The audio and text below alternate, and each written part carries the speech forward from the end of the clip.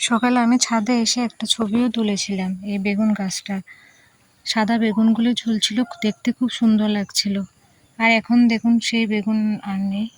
বানর বেগুনগুলোকে খেয়ে নষ্ট করে দিয়েছে, দেখুন খুব খারাপ লাগছে। আমি একটুর জন্য নিচে নেমে ভাত খেতে গেলাম আর এসে দেখি যে বানর বেগুনগুলোকে খেয়ে নিয়েছে। শুধু এগুলোই নেই, আরও এক ধরনের বেগুন খেয়েছে, সাথে কুমড়োর ডাঁটাও খেয়েছে। আর এদিক থেকে মনে হয় লাফিয়েছে আমার পালং শাকগুলোকে নষ্ট করে দিয়ে চলে গেছে।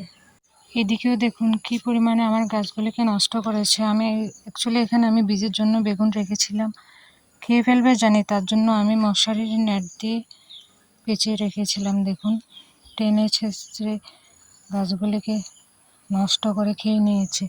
ঠিক মতো খায়ও না ওরা, কি করে ঠাকুর জানে। চামড়াগুলিকে দেখেন ফেলে দিয়েছে। এই বেগুনটাকে আমি বীজের জন্য রেখেছিলাম, বীজগুলো একটু লাল হতে শুরু করেছে। খাই কি সেটাই বুঝি না, সব তো দেখি ফেলে দিয়ে যায়, নিজেরও ঠিক মতো খায় না, আমাদেরও খেতে দেয় না। খুব খারাপ লাগছে। আমি এই নেটের ভিতরে 4টা বেগুন রেখেছিলাম, একটা বেগুন শুধু নষ্ট হয়ে গিয়েছিল। আর এদিকে দেখুন নষ্ট বেগুনটা কিন্তু ছুঁয়েও নেই, ভালো বেগুনগুলিকেই খেয়ে নিয়েছে। এদিকে 2টো বেগুন ছিল, দুটোকে খেয়ে চলে গেছে, ইচ্ছে মতো নষ্ট করেছে। খুব খারাপ লাগছে।